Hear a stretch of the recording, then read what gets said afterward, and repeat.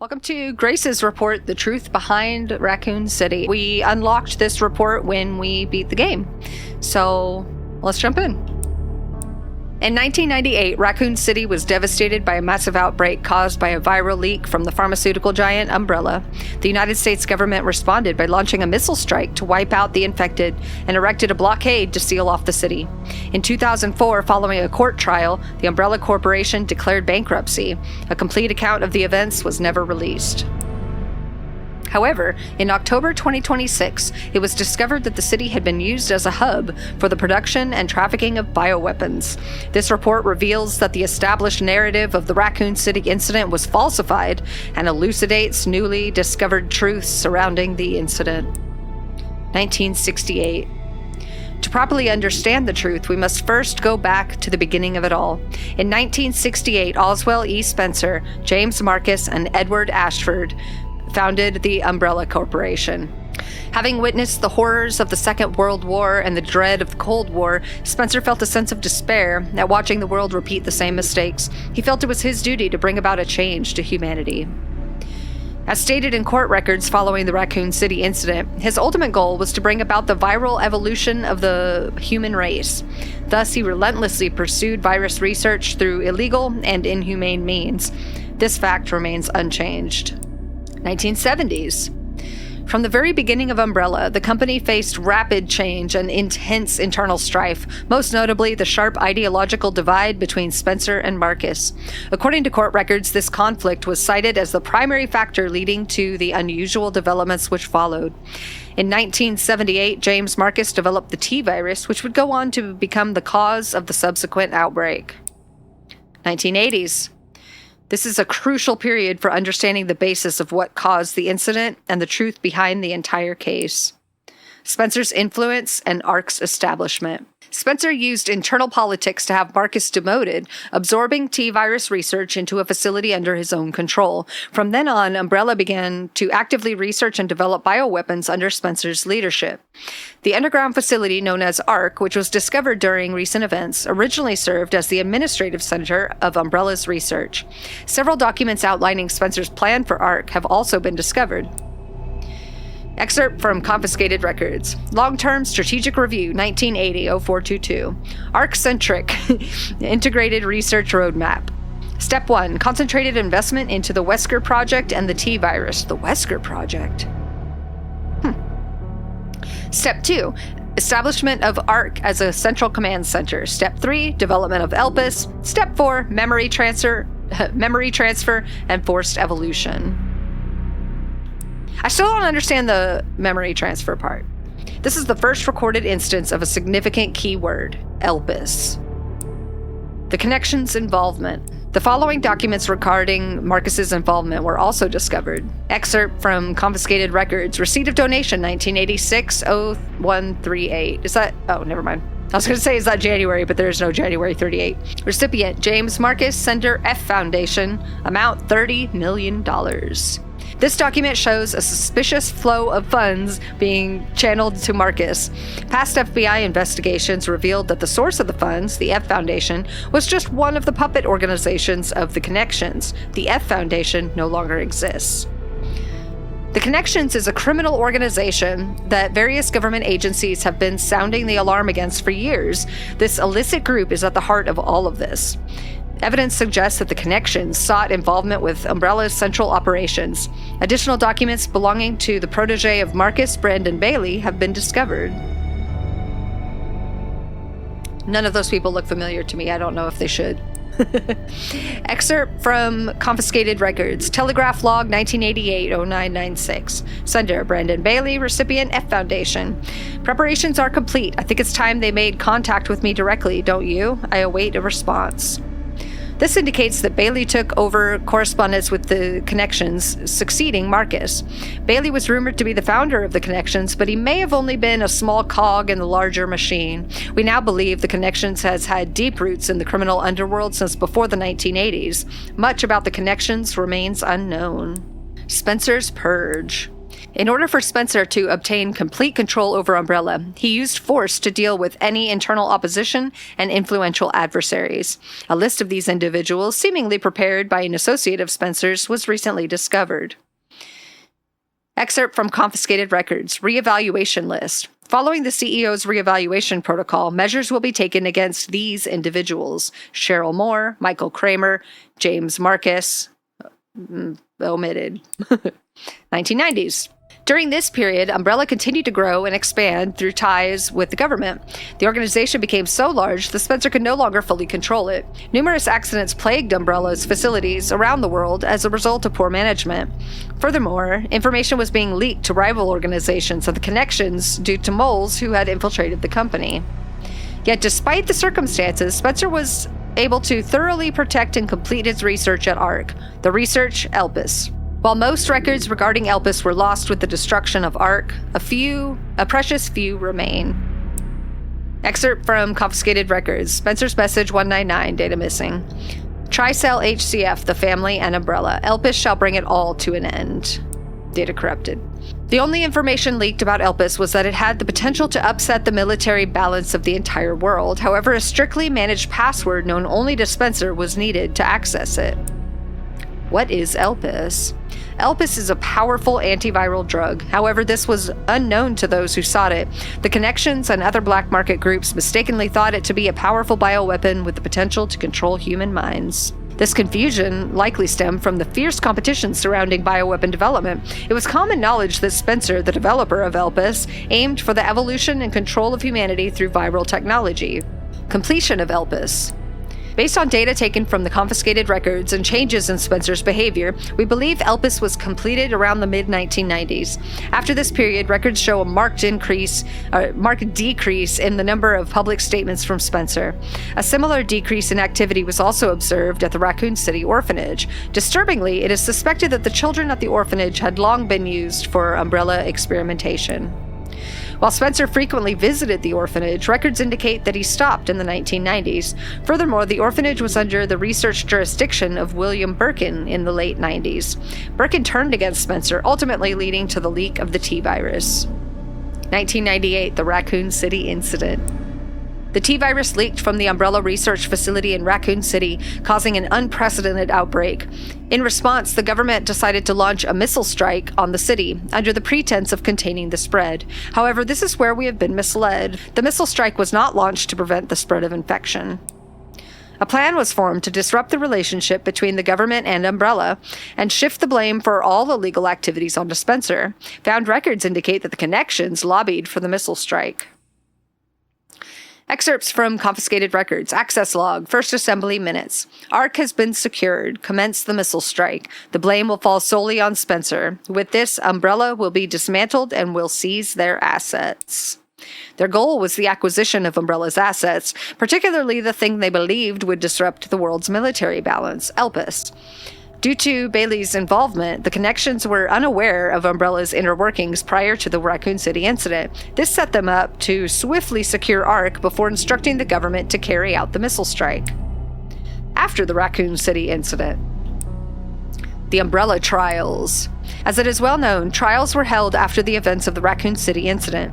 Testimony from Raccoon City survivors, along with evidence submitted by the Global Pharmaceutical Consortium, demonstrated the scope of Umbrella's nefarious activities. Evidence against Spencer was presented at the trials by his subordinate, Albert Wesker. So Wesker worked for Spencer? Interesting. Man, I gotta play one. It is now evident that Wesker was linked to Tricell, which in turn had strong ties to the connections. Therefore, it is highly likely that there was pressure from the government and the connections during the trials. In 2004, following the outcome of the trials, Umbrella was forced into bankruptcy.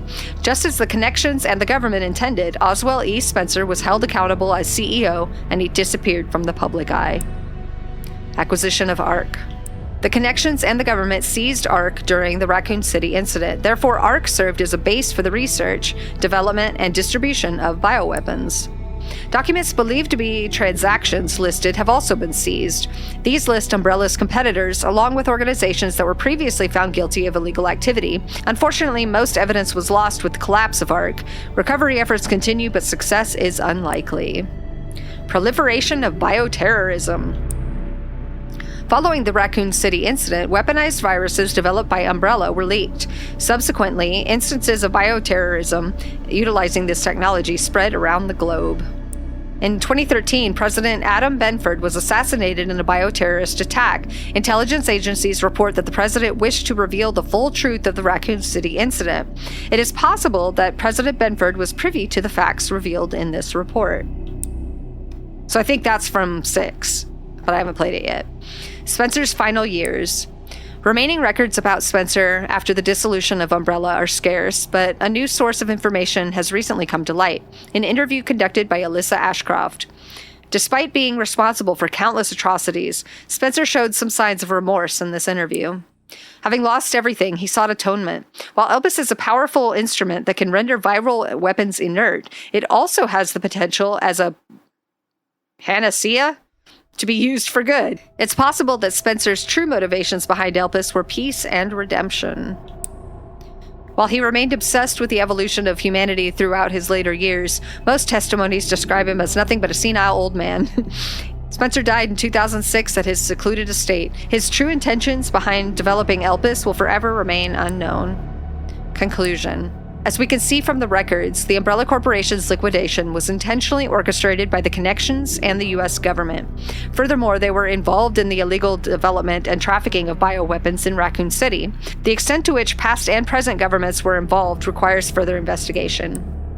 Much about the Connections remains shrouded in mystery, and most records of their involvement were destroyed alongside ARC. Countless lives have been lost. As government officials, we have a duty to pursue the truth. If anything, finding it will finally offer some closure to everyone who fell victim to these heinous actions. FBI intelligence analyst Grace Ashcroft. Cool! So I guess we're going to be seeing a lot more of the Connections now. That's awesome. Okay, so this is bonuses. So there were 2 achievements for looking at all the concept art and the models, and I've technically opened each one up to view it, but I want to take an actual look at them because it's pretty cool. That and the behind the scenes video. So let's start with concept art. So there's Grace with her little brown jacket.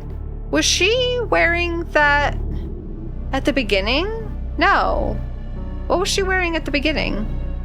Why do these characters always start off with like a jacket and then they get kidnapped or something and then they don't have a jacket anymore and then we never see their jacket again? Happened with Leon. Leon had a black jacket on, got kidnapped, never see a jacket again. Even happened to Leon in 4. He had his jacket on, then he got kidnapped along with Luis, and then we never see his jacket again. Oh, that's too funny. Speaking of Leon and his jacket, and also not having a jacket, and there's this. Oh, what? What is that? What is that? How do I point at it? Is it here? Is it here? Is it here? Is it here?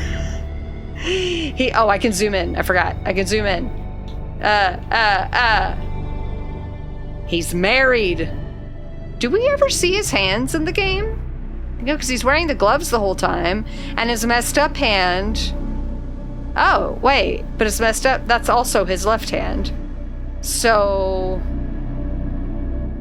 what does that mean? So he did get married. Do you think he has any kids?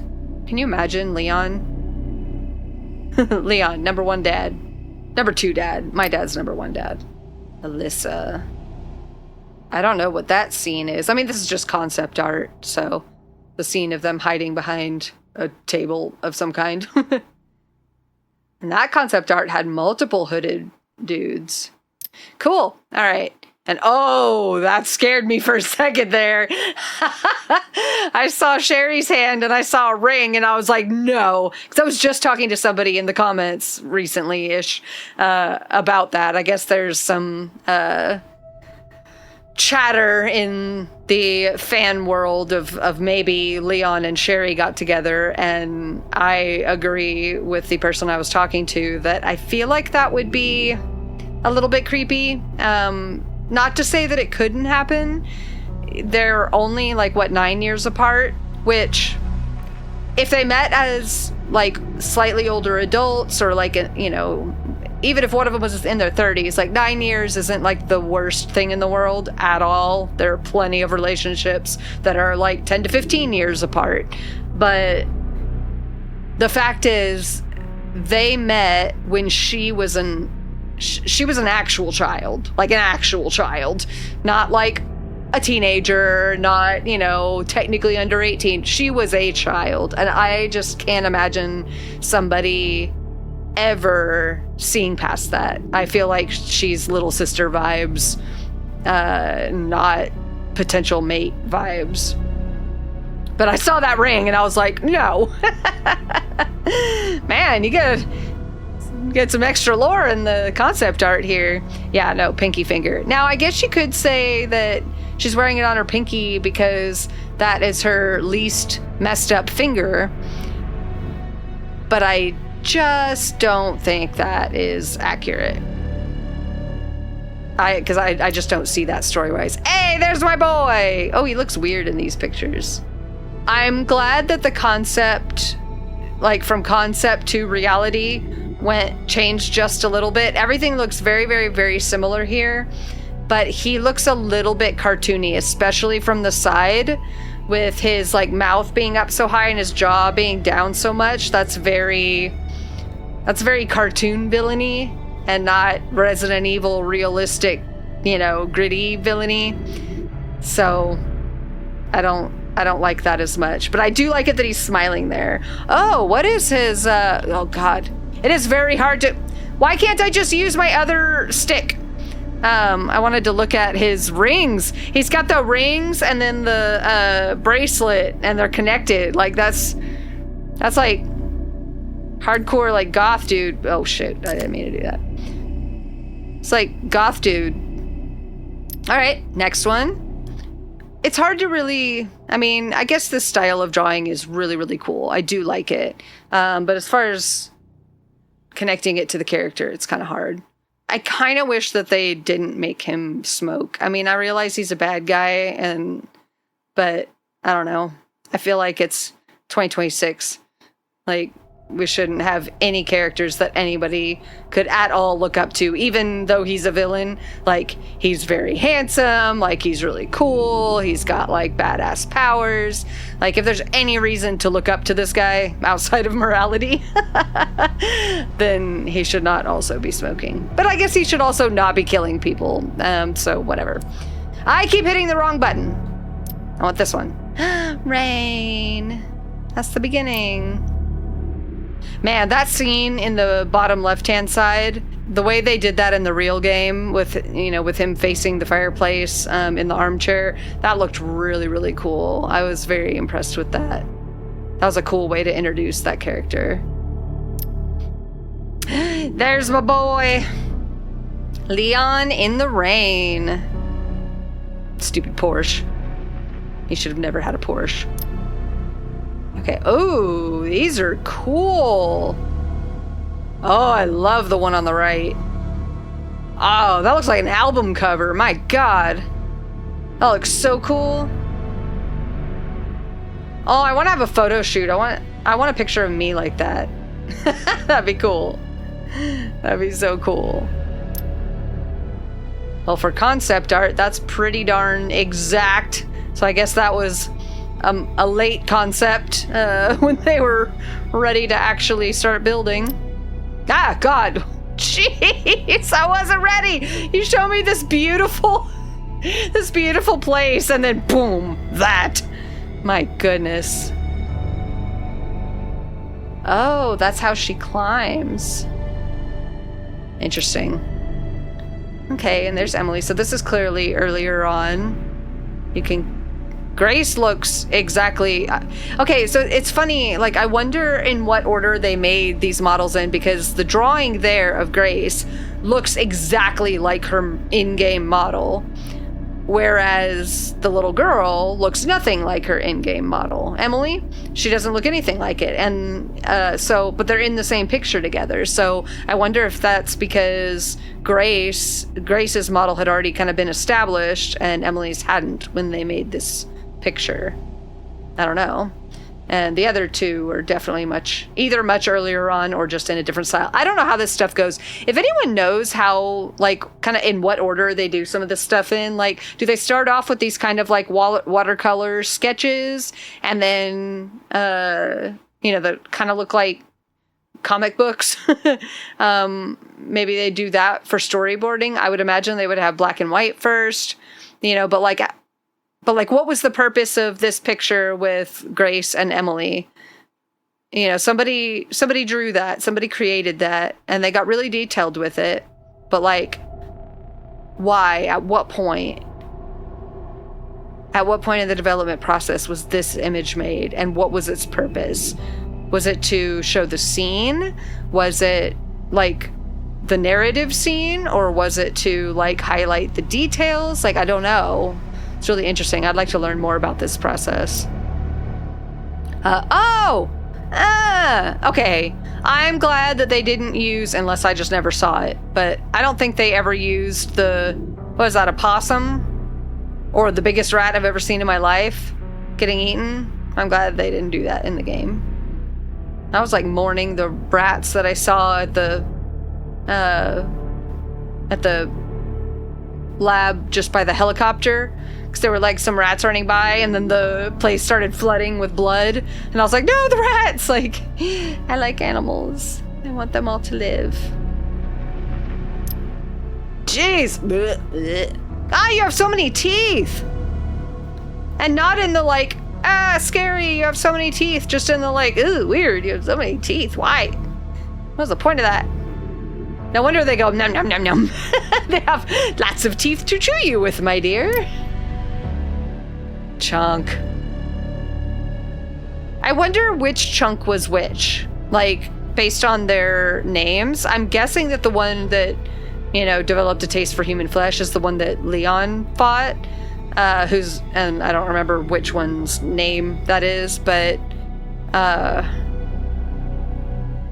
like, this guy was pretty violent too, so I don't know. So this enemy, it turns out, is called a Blisterborn, spelled like Bloodborne, Borne. Blisterborn. Oh, and he also has 1,000,000 teeth. Didn't know that. Oh, it's like all the blister heads are just like his little babies. Because he does make more by bleeding his pustule things on other corpses. Oh! That doesn't seem like concept art. That seems like a scene. That's like more realistic than the actual game. That looks like I could touch it and it would be like slimy and firm and like escargot. Alright, this looks more like concept art. Emily. That's weird. She's like inside it, but she is it. That's weird. That's so weird. So there's the gas station that is way more in ruins than it was in the game when we passed by, because it still had, I think, the sign up so you could tell which gas station it was. But we do see Leon's Jeep there.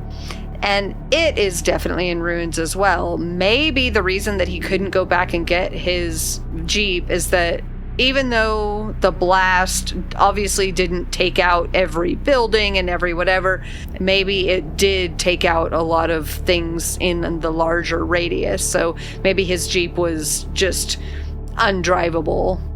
I hope insurance paid him for it. Because like he is pretty far outside of where the blast happened. But depending on what kind of missile they used, if it was designed to literally take out an entire city and every living thing in it, or non-living thing, I guess, I guess it's not that crazy that its damage would travel. Oh, I don't think I've ever seen that view of going into Raccoon City. At least not as a still. So that road coming out of the trees, is that the road that Leon is on right now? And he's driving in? The one road into Raccoon City? I think it'd be fun to have a game where you're just like a Raccoon City resident, maybe leading up to and then during the incident, and you get to see more like houses and, you know, like kind of like you're, you know, it would still be survival horror, but you're looting actual, you know, you're looting your neighbors' houses, you're hiding out there, I think something like that would be pretty cool. And then just getting to see more of Raccoon City would be awesome. Motel. Okay, so this is... I don't know what this part is supposed to be. It kind of seems like maybe it's or at least getting into the fallen over building, but I can't tell. I don't immediately recognize anything here. All the zombies. Cool. And there's the Ark zombies. Weird. There's Leon going across the zip line. Neat. Oh, that's what it's attached to? That's cool.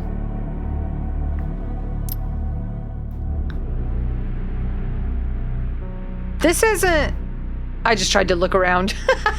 This is not an actual part of the game, right? Or did I just completely forget about this? I feel like it's not part of the game. Maybe it was gonna be part of the game. Maybe it was something that got cut out.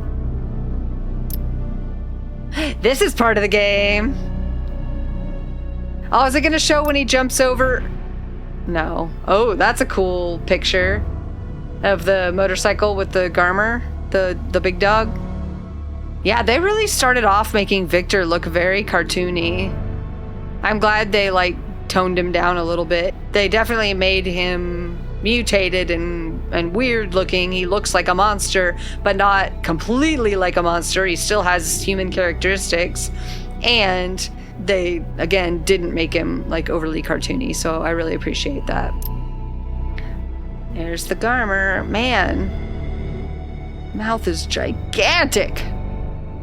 Tongue is gigantic. The whole thing is gigantic, except its head. It's got an itty bitty little head.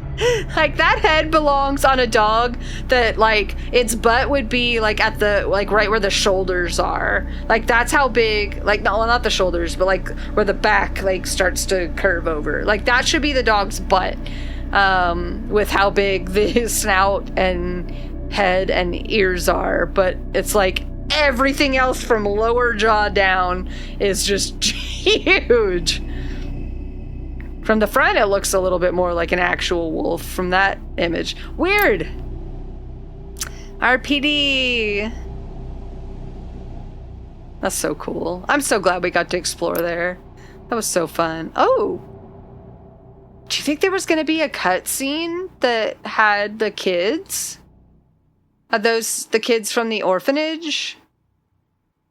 So, okay, so the kids from the orphanage used to be like regular kids. They would do testing on them and stuff, but they were still regular kids. It wasn't until after Spencer died that they started, like, I'm going to say making Emily's, making Grace's, trying to recreate Grace. And so that's how they ended up with, like, the weird kids. But still, at the same time, like, flashback gameplay that we did with Chloe, that was 1990, so that was 8 years before the raccoon incident even happened. So how does that fit in? Because by the time Grace was born, or at least around that time, Spencer was having guilt and, you know, really feeling remorse over his life's work and was starting to make amends for it. So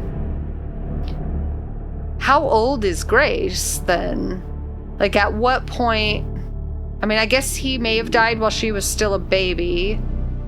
If she was born around well, I was going to say if she was born around 1990, then that would mean I was going to, you know, try to figure out, like, how old that would make her. Because that seems like it would make her older than she seems in this game. However, she couldn't have been born in 1990 because they already knew about her.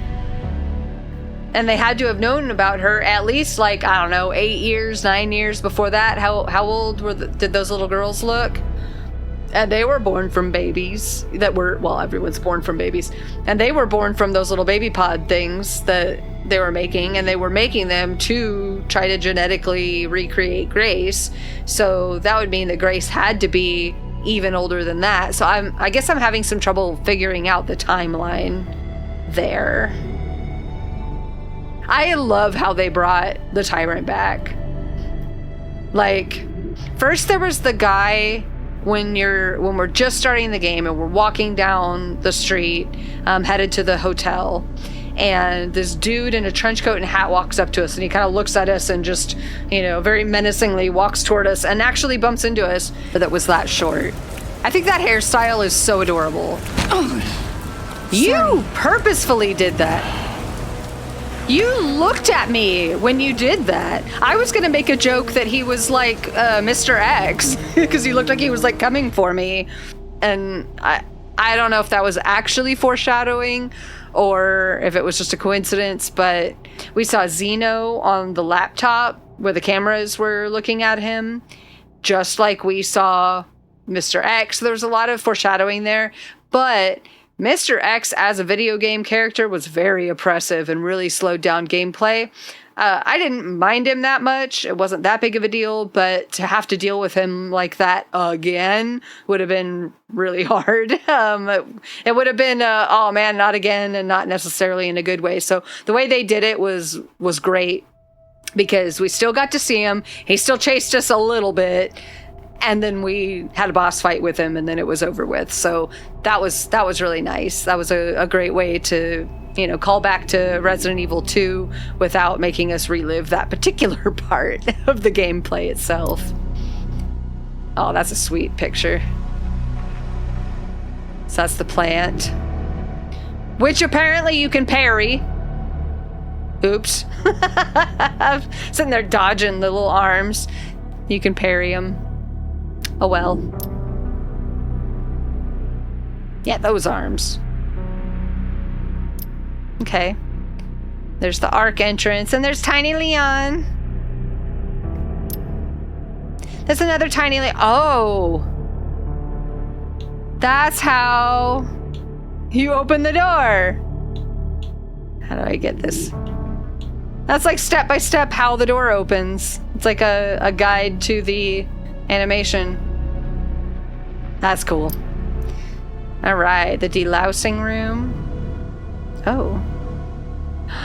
UV light. I didn't even think of that those were UV lights. Interesting. Oh, I'm glad all those soldiers weren't there. Oh, yeah. So maybe that starting place when we first went through the big door, maybe that wasn't an elevator? I mean, it kind of looks like an elevator. That sure looks like a big platform that would go up and down. I mean, maybe it is, but I kind of thought we were gonna go on it. There's a part of me that's like, that's an interesting thing to include and then never use again, but at the same time, that's exactly the kind of thing that makes an environment believable. Like, just because we see something doesn't mean we need to use it in the game. It's just like in life, you see a lot of cool things around you, but just because you see an elevator, and you see that it's working doesn't mean that, oh, well, now that there's an elevator there, I know that I'm going to be using an elevator. That's not how life works. So, it would make sense to see interesting things in a lab this big and not use it all. So that's pretty cool. This was awesome. That was a really cool, revealing moment. In this image, there's a reflection in the background, but that's supposed to be where the hallway is. So this drawing doesn't have that. It looks like it's like a window or something. Neat. Oh, there they are side by side. Cool. Man, how clean do you have to keep your walls to have reflections like that? Their cleaning crew must be gigantic. I loved creepy yoga. Okay, all the high-tech save stations. I didn't even look at all the little details and the buttons. Oh, it's so cool. I kind of want to look at the game and look for this kind of thing. Bioweapon pod. Wait, what's in that one? That doesn't look like any of the monsters that we fought. I wonder if that's... I don't think it's supposed to be a liquor because we already know what liquors look like from previous games. So maybe that's supposed to be those kind of grayish dudes. Okay, more about the bioweapon pod. Even more about the bioweapon pod. We didn't actually see them being like carried or moved around, and yet look how intricate that is. Do you think they were going to have like a cutscene or something where the pods are being brought in or moved along some kind of track?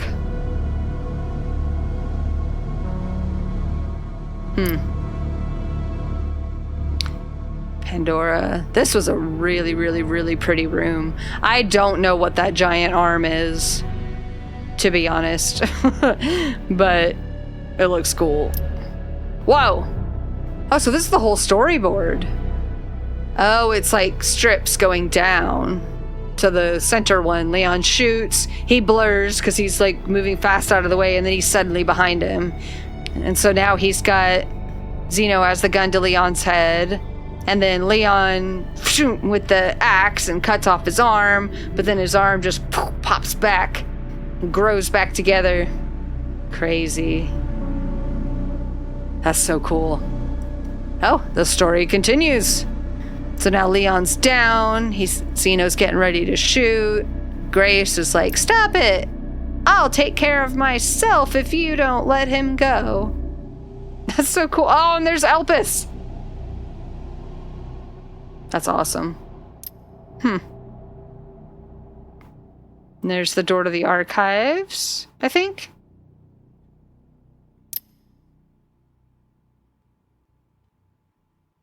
Cool. There's the actual archives. Yeah, this concept art is definitely a little further along than just concept. This was pretty. Ooh. Final boss.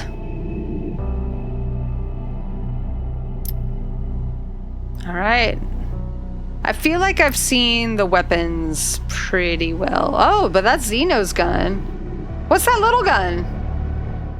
What's the little fancy one? Does Zeno have a little fancy one as well?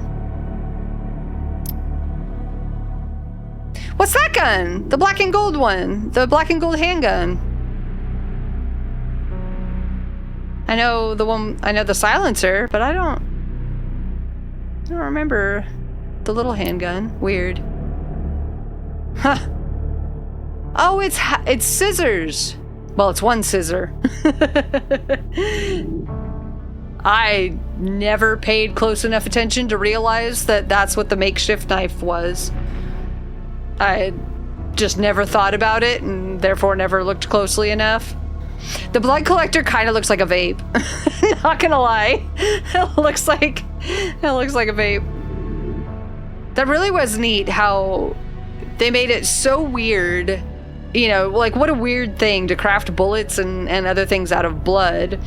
But we did it for so long as Grace that by the time I went back to Leon and he starts picking up gunpowder, I was like, gunpowder? Weird! And I caught myself and I was like, why do I think that using gunpowder is weird? Actually, what I've been doing the rest of the game, that's the weird thing. Oh, and we're back to the beginning. Okay. So now let's look at the models. I can move them. Oh, their hair moves! Beep, beep, beep, beep, beep, beep, beep. That's cool. Oh, I can't turn her upside down. I want to see the bottom of your shoes. All right, cool. Yep, hair. Whee! Oh, Kid Grace. Adult Grace. I'm a grown-up FBI agent, and I am an investigative... No, not an investigative reporter. What is my job title? I don't remember. I write reports, and I investigate things. Yes, I am Grace, and I work for the FBI. I am very fancy. Hello. Oh, hey, Leon's hair moves too. Yay. I was afraid that with his short hair that it wouldn't work. I mean, he's got long hair, but not like long hair. Cool. I am Leon. I am the DSO. I have... Is that a body cam on his belt?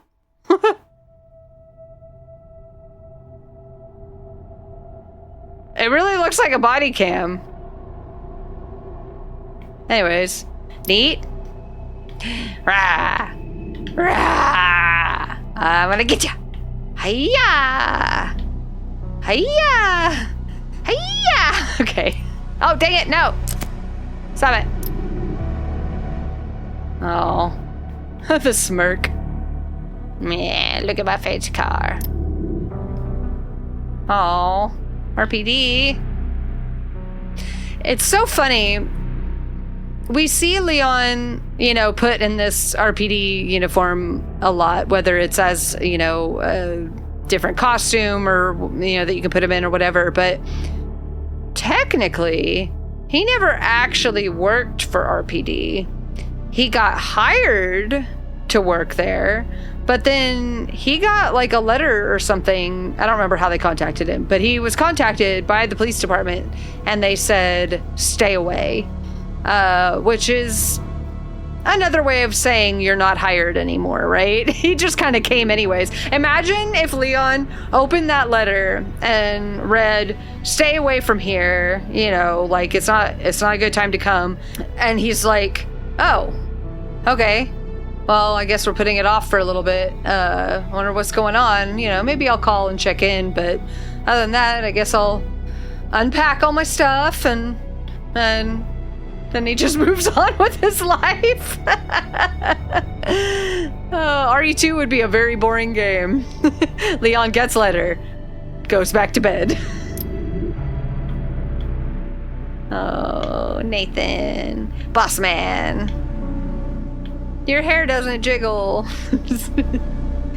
Melissa. Ooh. I don't know as much about Alyssa. So, I'm not as invested in her.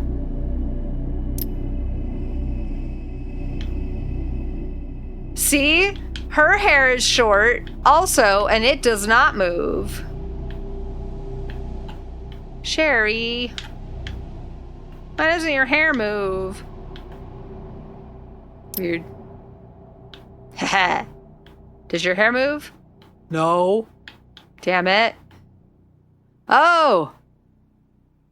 You can see his belly button! His belly button! You can totally see his belly button. I didn't realize he was wearing a vest. Dude, this guy is so goth. Oh, he's not wearing the... Oh, yes, he is. So he is wearing that ring thing. Oh, man, you can get really close. Oh, for a second I thought he had whiskers, but it was just... his hair sticking out from behind his hand. Wow. Oh, he's got the snake ring. The snake eye ring. But yeah, he does have the chains. Alright, so then where... on his other hand, what were these rings? Snake again, and then... is that like a moth? I guess it's a moth. So one of those like death moths or whatever, like from Silent Hill. I forget what they're called. Damn it. I did not mean to do that. Emily. Wee, your hair jiggles too. Emily, your hair does not jiggle anymore. Harry. He looks so dapper. This looks weird as a still model with the jacket sleeves like stuck in place. He's got the like windblown look, but in his sleeves. And Zeno, your hair also does not move, but that's because you have it absolutely plastered down. It ain't going anywhere. I want to zoom into his face as well. Why is it inverted here? Let's get real close. That's as close as I can get. So his eyes are like kind of black. Oh, his earring dangles though. That's cool. So his eyes are black and then with yellow. Neat. Ah, the elite guards. This guy with the shield, I blew you up with a grenade. The commander. Okay, I didn't know who this was. I am being told that it is Hunk. You can play a bonus challenge mode in RE2 called Fourth Survivor, where you play as Hunk. I actually tried that on y'all's recommendation. I played for about an hour, finally got to the police station and was like, oh, okay, I'm about to, get out. And then it turns out that the front door doesn't open and you still have who knows how much left to do. And it took me forever just to get there. And I was like, okay, I need to step away, regroup, practice a lot. I didn't realize, I knew it was going to be really hard, but I thought it was really hard. And then when I realized how much harder it was actually going to be, I was like, okay, I need to come back to this.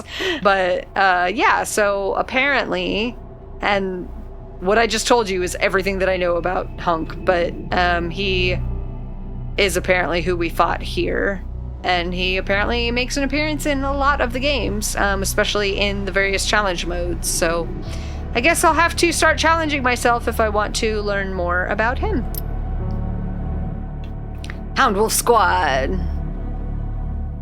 Oh, this is Chris Redfield's team, right? Oh, they all have the furry collar jackets. Do the furry collar jackets move? No. Ha ha! Oh, that poor cop. The look on his face is great. Oh. All the zombies. The girl. Wow, your hair moves too. It's crazy. That's so awesome. Oh, and your chain moves. You little tootsies. So, we cut off your... Wait a minute. We cut off her hand, but she had her hand back. She definitely had her hand back in the next section. Did it grow back? Okay, it's much bigger, but is that the same dress with just torn off sleeves that all the other orphanage girls were wearing? Man, she's crazy. Oh, the zombie in the back, her hair fell. Watch. Boop, it falls. Zombie doctors, zombie patients, zombie staff.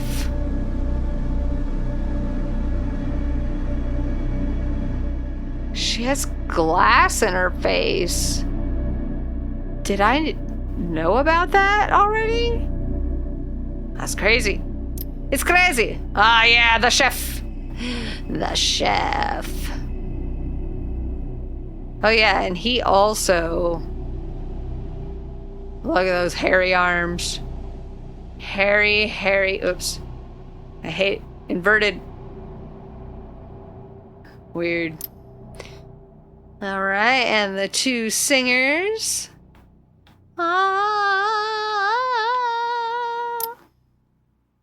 The crazy surgeon dude. Okay, so we tried out just not killing that dude after he gets up, because I had learned somewhere that if you just leave him alone for a little bit, he'll just die on his own.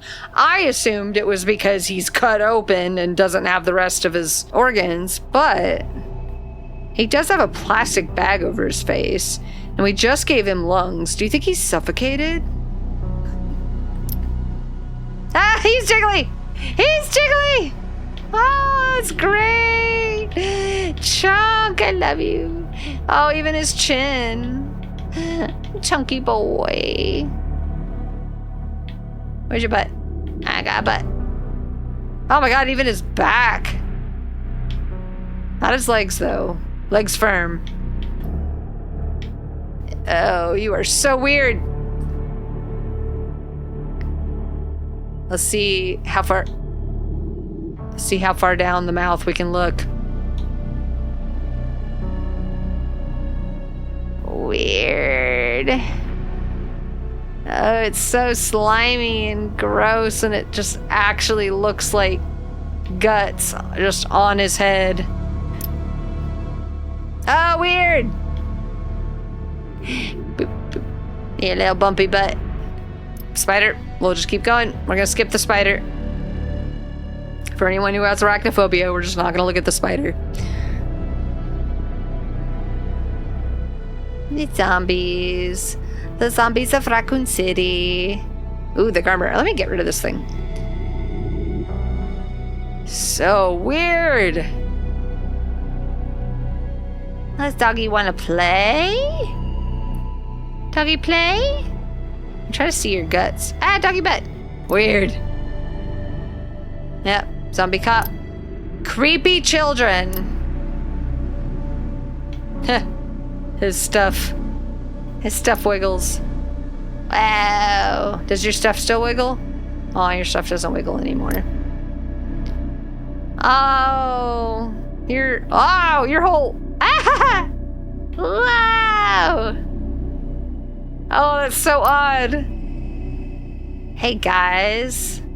What a weird moment when that first one was laying on the table and I realized that his mouth was moving a little bit and his eyes were jittering. Oh, it's got scars across its arms as if the arms were cut off and placed back on. Or maybe swapped around. Yeah, the leg too. Interesting. It's the same on all of them, but yeah, they've got autopsy scars as well. Weird. Oh, God. Ugh. It makes, like, that tongue makes me gag because, like, it has to go back in and it just, I just can't. I just can't. It's too big. I don't like it. And, oh, it's like an actual knife at the end. What the hell? How do you not just cut yourself up when your tongue isn't out? And you're just sitting there with all of that. How does all of that fit inside you? That's weird. I forgot about his little arm. He got a little arm. He's got a couple little arms. Oh, he's got several. Oh, they're all over. Your arm is just made up of other arms. Crazy. And so this was the first time, damn it, that we got to see his actual face. Oh, and your hair's moving. I still can't believe that I never noticed that he's wearing... Are you wearing leather pants too? Dude, you're either like a little bit goth, or maybe you're just actually like a motorcycle dude, you know? And we're back at the beginning. Okay, cool. Let's check out the behind the scenes video.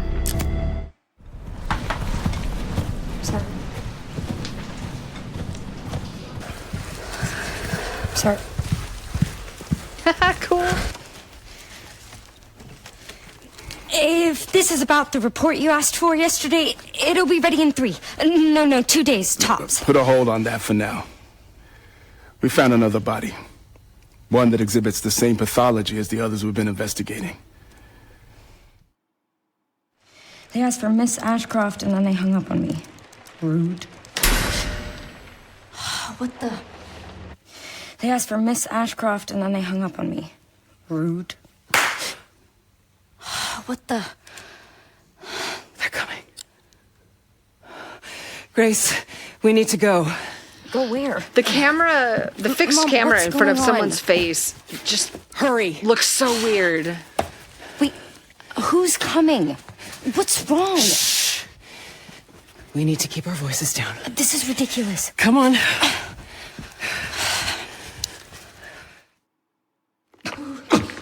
What do I do?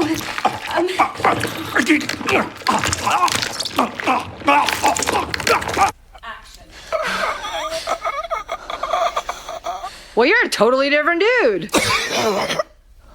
Oh, shit.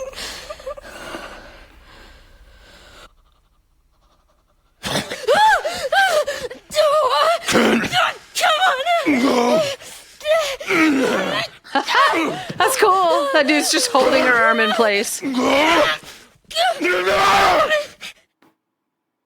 That's so cool how they do that. This scene was so great. Best villain introduction. It hasn't been easy. But after much effort, here we finally are. Yeah, he sounds kind of like the Joker. Who are you? In a good way. Like, I know now that you're the one that I've been searching for. The special one. The chosen one. Miss Ashcroft.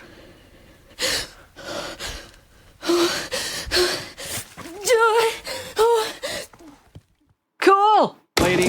Help me! You okay? What are you doing?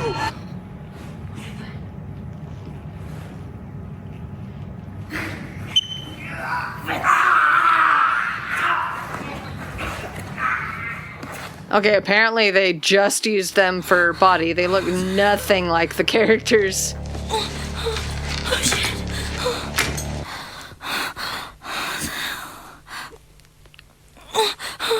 Oh, shit.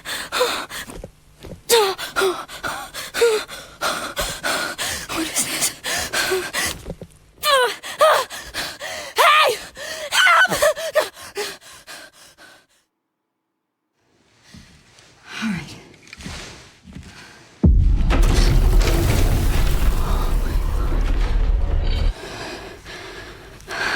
All right.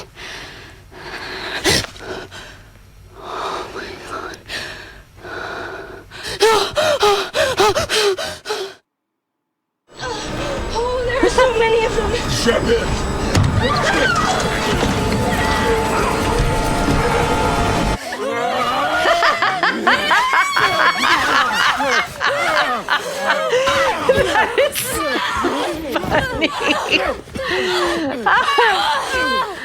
Why is that so hilarious?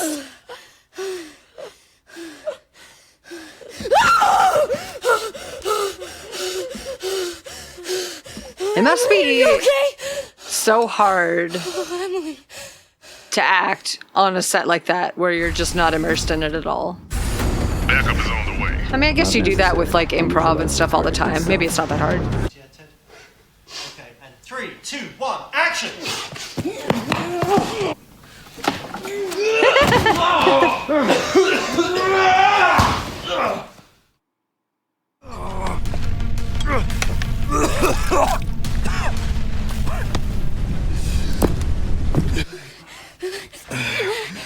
Don't move! Oh, wait! You still need me, right?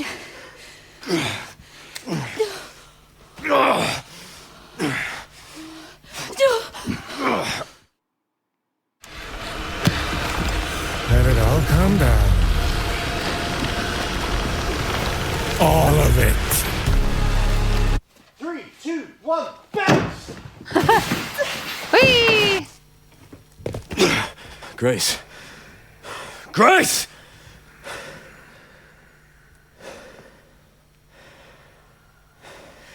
Time to bury Umbrella's last skeleton. He looks like... Okay, so the guy that's playing Leon there looks just a little bit like somebody I watch on YouTube whose name escapes me. So, great story, Tinky. Okay, well, that was awesome. I think that's pretty much all we're gonna have to go over. Obviously, I've got on my own a lot of challenges to complete. There are bonus settings, so I can add a light, I guess, to my gun. I can change some costumes. I guess this is so he's wearing the jacket the whole time. Now, I like him. I like it that his jacket comes off. I feel like that's more realistic to me. I feel like that would be much more comfortable to, do battle in and not have to deal with a bulky jacket. And he is in no way ever going to have a reason to be wearing that uniform. So, yeah, default I think is most immersive. And maybe there'll be more bonus settings that I can mess with as I start unlocking some of the challenges. But this is definitely a game that I will be platinuming on my own. But, man, it was such a fun game. And now we got to see almost everything. I'm sure there's some other little things that I missed along the way, but I tried to catch as much of it as possible and do a super thorough playthrough. And I hope you enjoyed it. Buried all my troubles and my training, and I took a vow, pushing down the pain and only focus on the mission now. Driven by the memories of residents' remains, I always need to be the one to save the day, and then it